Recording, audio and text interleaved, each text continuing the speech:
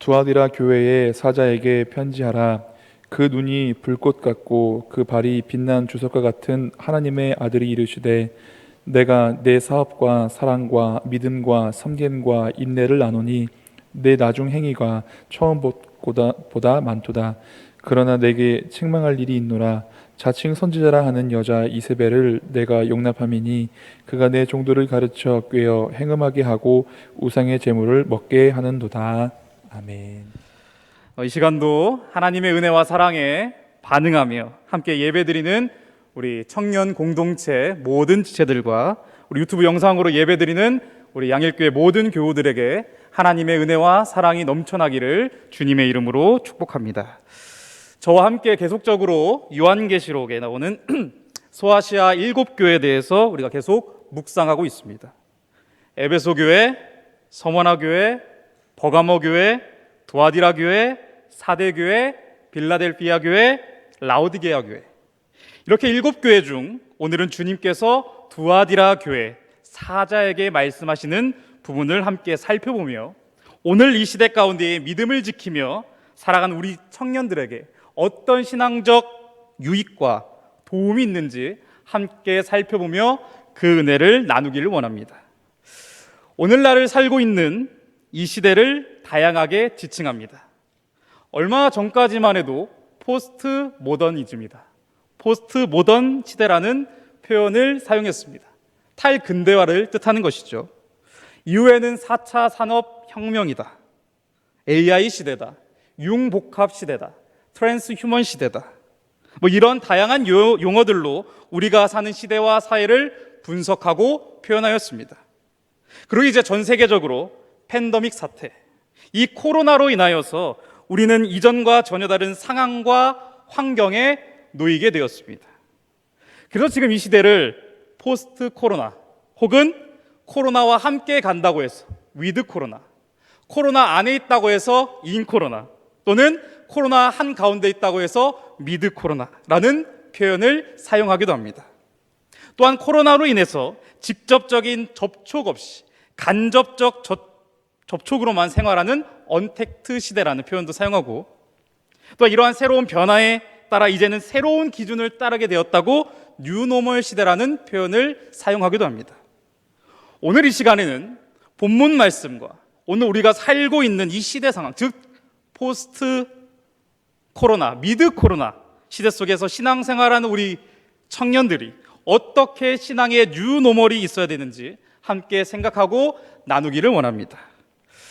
우리가 오늘 읽은 말씀은 20절까지가 우리 함께 읽었지만 사실 29절까지가 두아디라 교회에 주시는 하나님의 말씀입니다. 하지만 굳이 뒤에 말씀을 다 읽지 않고 앞부분만 살펴보아도 두아디라 교회의 상황과 그들에게 주시는 말씀을 이해할 수가 있습니다. 우리는 먼저 두아디라라는 이 도시에 대해서 어느 정도 선지식이 필요합니다. 당대 두아디라라는 도시는 상업적으로 매우 발전된 도시였습니다. 이렇듯 상업적으로 발전된 도시에는 상업조합, 즉 길드가 발달하였습니다. 바로 이 길드가 상업적으로 발달한 두아디라 도시에 이 길드가 우죽순처럼 점점 늘어나게 되었습니다. 그리고 이러한 상업 도시에 이 길드가 있는 이 두아디라 도시에 교회가 지금 세워졌습니다. 오늘 본 말씀을 보게 되면 두아디라 교회는 하나의 칭찬과 하나의 책망이 있습니다. 오늘 이 시간에는 먼저 책망하는 부분부터 보길 원하는데요, 20절입니다. 그러나 내가 책망한 일이 있노라. 자칭 선지자라 하는 여자 이세벨을 내가 용납함이니 그가 내 종들을 가르쳐 꾀어 행음하게 하고 우상의 제물을 먹게 하는도다. 그 뒤의 내용들도 우상 숭배에 관한 내용과 이에 따른 심판의 메시지입니다.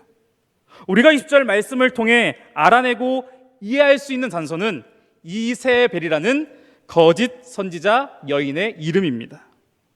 지금 사도 요한은 구약 성경 열왕기상 16장과 열왕기하 9장에서 등장하는 아방의 아내인 왕비인 이세벨, 이 이세벨과 동일시하여서 두아디라 교회에 책망하는 내용을 지금 말하고 있습니다. 아방의 왕비인 이세벨은 자신이 섬기는 바알과 아세라를 통하여서 이스라엘의 신앙 전체를 붕괴시키려고 했습니다. 바로 이 구약의 이세벨과 같은 여인이 동일하게 두아디라 교회 안에도 존재했습니다.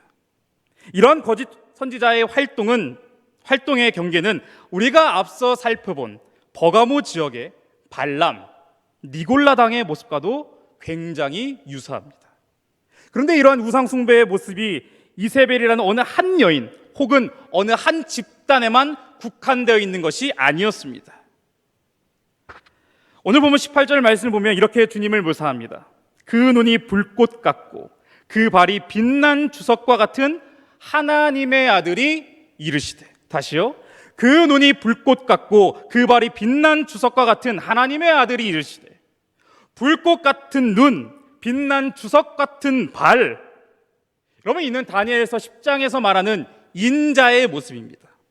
눈은 횃불과 같고 발은 빛난 녹과 같은 인자 말이죠. 여러분, 신약 성경을 보면 인자, 하나님의 아들은 누구를 지칭하는 표현입니까? 우리의 자녀들, 인간의 어떤 후손들을 말하는 것일까요? 성경을 어느 정도 알고 또한 성경을 잘 묵상하는 청년들은 잘 알고 있듯이 이는 예수님을 의미합니다. 하나님의 아들도 마찬가지입니다. 예수님의 신성과 인성을 표현하는 인자와 하나님의 아들이라는 이 표현. 그런데 이 하나님의 아들, 이 하나님의 아들이라는 표현이 7교회 중 이 교회에만 유일하게 언급되어지고 있습니다. 제가 지난 시간에도 말씀드렸죠. 서두에 언급되어지는 주님에 대한 묘사는 그 지역의 상황, 그 교회의 상황과도 연결된다는 사실을요. 이세벨이라는 거짓 선지자와의 그릇된 가르침과 더불어 두아디라에는 유명한 그리스 로마 신을 숭배하고 있었다고 합니다. 자, 여러분, 여기에서 퀴즈 하나. 여러분, 제우스의 아들 혹시 누구인지 아나요? 제우스. 또 그리스 로마 신화 또 얘기하죠. 제우스의 아들이 누구인가요? 태양의 신이 누구인가요? 라 말고 태양의 신이 누군가요? 그렇죠, 아폴로. 이 아폴로 숭배가 두아디라 지역에서 으뜸이 되었다고 합니다. 제우스의 아들 아폴로, 하나님의 아들 예수 그리스도. 이 상반되는 표현. 그리고 앞서서 제가 노동조합, 상업조합, 길드에 대해서 말씀드렸습니다. 여러분, 이 길드는요, 단순한 노동조합, 상업조합이 아닙니다. 종교적 행위도 그 안에 있었습니다. 각 길드마다 수호신이 있었고 그에 맞춘 신정과 제단에서 종교적 의식이 일어났습니다. 모든 종교가 혼합되어지는 이 도시 속에 세워지는 교회가 어떻게 될까요? 여러분, 이 교회는 특별한 박해는 없어 보입니다. 그런데 굳이 박해가 있지 않아도 그들의 삶의 자리 곳곳에서 도사리는 우상 숭배의 모습들. 사랑하는 청년 여러분, 교묘한 거짓됨, 그릇된 메시지, 왜곡된 복음, 왜곡된 하나님의 말씀, 하나님의 사랑 외에 다른 것을 의지할 뿐만 아니라 내 기준과 내 멋대로 해석, 적용하여서 나의 유익, 나의 만족, 나의 안위, 나의 기쁨, 나의 안위함으로 이어지는 오늘날 이 시대를 살고 있는 우리들의 신앙과 모습, 과연 어떠합니까? 우상 숭배적인 모습과 태도가 우리의 삶의 순간순간, 우리의 삶의 자리 순간순간에 적용되고 있다는 점, 이 포스트 코로나 시대 속에서 기독교의 본질과 신앙적 가치와 하나님 나라 유익과는 전혀 상관없는 나 하고 싶은 대로 내 멋대로 하는 나의 생각과 말과 행동과 판단들, 여러분 스스로의 신앙, 또한 이 미드 코로나, 포스트 코로나 시대를 살고 있는 여러분, 우리 각자의 삶, 이 시간 한번 점검해 보시길 바랍니다. 이렇듯 두아디라 교회가 모든 상황 속에 어떤 도사리는 이 우상 숭배에 대한 책망이 있을지라도, 주님의 책망이 있을지라도 그들이 잘한 것이 하나 있었습니다. 19절입니다. 내가 내 사업과 사랑과 믿음과 섬김과 인내를 나누니 내 나중 행위가 처음 것보다 많도다. 내가 내 사업과 사랑과 믿음과 섬김과 인내를 하노니 내 나중 행위가 처음 것보다 많도다. 여기서 다음과 같은 단어를 쭉 나열하고 있습니다. 사업, 사랑, 믿음, 섬김, 인내. 우리가 보는 성경에는 이렇게 나와 있지만 원어 성경을 보게 되면요, 사업과 나머지 4개의 단어는 동요입니다. 곧 이 사업 안에 사랑과 믿음과 섬김과 인내가 있다는 것이죠. 다시 이 내용을 재해석하면 내가 내 사업, 즉 사랑과 믿음과 섬김과 인내를 아노니 라는 것입니다. 곧 두아디라 교회 성도들에게는 그리스도인으로서의 바른 모습과 아름다운 결실이 있었다는 것입니다. 주님을 증언하는 신앙인의 흔적이 그들의 모습 가운데에 묻어져 나왔다는 말이에요.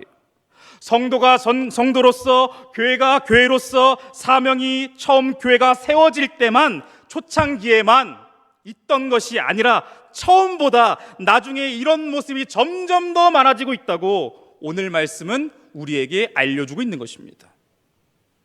우리는 바로 이 시간, 이 시대 가운데 사는 우리에게 이 내용은 우리에게 아주 중요한 신앙적 유익을 줍니다.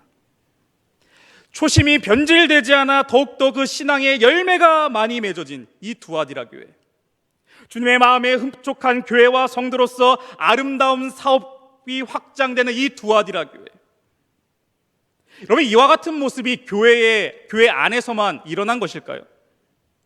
교회는 물론이거니와 도시 속에서, 사회 속에서 그런 교회의 모습이 나타나지 않았겠습니까? 즉 삶 속에서의 신앙이었습니다. 삶 속에서의 사랑이었습니다. 삶 속에서의 섬김이었습니다. 삶 속에서의 인내였습니다. 그 변질되지 않는 신앙의 순수함이, 그 본질이 변질되지 않고 더욱더 영글어 갔습니다. 여러분, 교회의 가장 중요한 사명은 주위의 사람들을 생명으로 인도하고 또한 그 사람들을 세우고 변화시켜 아름다운 그리스도의 성전으로, 그리스도의 몸으로, 주님의 몸된 교회로 빚어지는 데 있습니다. 오늘날 우리는 미드 코로나, 인 코로나, 포스트 코로나 시대를 살고 있습니다. 이 사태가 언제 끝날지는 저도 모르고 여러분도 모릅니다. 또한 어느 정도 이 사태가 완화될지라도 우리의 생활과 삶은 이전과는 전혀 다른 모습으로, 과거의 생활 양식으로 다시금 회복되기는 좀 어렵다고 하죠. 이처럼 한 번도 겪어보지 못한 이 시대 속에서 우리의 태도, 그리스도인으로서의 관점과 태도는 어떠합니까? 새로운 표준으로 전혀 다른 일상을 살고 있는 그리스도인의 태도와 동시에 우리가 지금 내는 목소리는 어떠하십니까? 여러분, 초심 그대로 있나요? 여러분, 항상 그런 말 하죠. 초심이 중요하다. 여러분, 초심이 그대로 있습니까? 삶의 영역과 주위의 환경은 다 바뀌었어요. 다 변했을지라도 우리의 마음의 상태, 마음가짐, 우리의 내면 중심은 동일하십니까? 아니면 더욱더 이 시대와 사태와 환경과 어려움 속에서 성장하는, 성숙하는 여러분의 내면입니까? 오랫동안 이 지속되어진 이 코로나 사태와 각종 대처들, 우리의 삶의 자리에서 변화되어지는 수천, 수만, 수억 가지 이런 변화들, 저는 이런 것을 봤을 때 파도타기라는 어느 행위가 생각났습니다. 저는요, 운동신경이 좋지 않기 때문에 서핑 그런 거 절대로 못합니다. 여러분, 혹시 서핑 해본 청년들 있나요? 자, 혹 우리가 거대한 파도를 마주할 때 어떻게 하면 될까요? 전 3가지가 있는 것 같습니다. 첫 번째 부류는 그 파도를 피하는 것이에요. 하지만 그렇게 회피해서는 앞으로 전진하거나 더 나은 삶을 영위할 수는 없을 것 같습니다. 두 번째 부류는 그 파도를 돌파하는 것입니다. 시도는 좋으나 그 파도가 나를 덮쳐서 많은 상처와 피해를 입히게 될 것입니다. 세 번째 부류는 그 파도를 타는 것이에요. 그 파도 크기에 맞추어서 그 파도의 흐름에 따라서 내가 파도를 잘 탄다면 잘 헤쳐나갈 수 있는 것이죠. 마찬가지입니다. 여러분, 성경에서 하고 있듯이 뱀처럼 지혜롭게, 비둘기처럼 순결하게, 적절하게 고민하고 생각하며 또한 적용한다면 어려운 상황들, 사태 해결할 수 있을 것입니다. 이는 우리의 지금 시대와도 연결됩니다. 말도 안 되는 음모론들, 온갖 혐오와 불신과 배제, 몰상식하고 무례한 태도, 어떤 사건과 일을 어떻게든 해석하고자 하는 우리의 오만방자함, 여러분, 모두가 어렵고 모두가 괴롭고 모두가 지치고 모두가 눈물을 흘리고 모두가 아파하고 모두가 불편한 이 시대 속에 살고 있는 기독 청년들이 해야 될 태도와 모습, 말과 행동은 마치 오늘 두아디라 교회에 칭찬받은 그 사업이 아닐까요? 곧 이 가운데서도, 이 사태 가운데서도 사랑이 아니겠습니까? 이 사태 가운데서도 믿음이 아니겠습니까? 이 가운데서도 섬김이 아니겠습니까? 이 사태 속에서도 인내가 아니겠나요? 새로운 상황과 환경 속에, 이 노말 시대 속에 우리의 신앙의 뉴노멀은 오히려 신앙의 본질, 우리가 본래 가지고 지켜야만 했던, 실천해야 됐던 바로 그 모습, 초심일지도 모르겠습니다. 살아가는 믿음의 청년 여러분, 주님의 몸된 교회는 그렇게 막 쉽게 무너지지 않습니다. 흔들리지 않아요. 주의 영이 임한 신앙의 공동체는 그렇게 쉽게 좌초되거나 붕괴되지 않습니다. 주를 의지하며 그 사랑 가운데 머물러 있는 신앙인의 삶은 그렇게 쉽게 좌절되지 않아요. 사랑이신 하나님께서, 우리를 도우신 하나님께서 우리의 삶과 동행하고 계십니다. 우리가 지금 해야 될 일은 뭘까요? 두아디라 교회가 주님의 칭찬을 받은 바로 그 모습대로 품고 실천하면 되지 않겠습니까? 나중 행위가 처음 것보다 더 많은 것처럼 말이죠. 야, 저들을 보니 코로나 시대 속에서도 저들의 마음가짐과 행동은 다르구나. 조금 아쉬운 면도 있고 좀 안타까운 면도 있겠지만 그래도 그나마 그럼에도 불구하고 그들이 해야 될 것들, 신앙인답게 공적인 이익과 사랑의 가치로 잘 감당하고 있구나. 여러분, 별 특별한 것을 제시하는 게 아닙니다. 뭐 새로운 것을 말하는 것이 아니에요. 하던 거 잘하면 되는 거예요. 마땅히 성도로서, 교회로서, 그리스도인으로서 해야 될 것들을 꾸준히 하는 것, 바로 그것이 인 코로나 시대를 살고 있는 우리의 신앙의 태도입니다. 말씀을 맺습니다. 새로운 시대, 새로운 환경 속에서의 우리의 신앙은 이에 따라 바르게 다시 정립되고 있습니까? 성도로서, 세상 가운데 교회로서 살아가는, 또한 그리스도인으로서 우리는 어떠한 모습들이 삶의 자리에서 비춰지고 있습니까? 내가 내 사업과 사랑과 믿음과 섬김과 인내를 나누니 내 나중 행위가 처음 것보다 많도다. 아멘. 기도하겠습니다. 주님의 사랑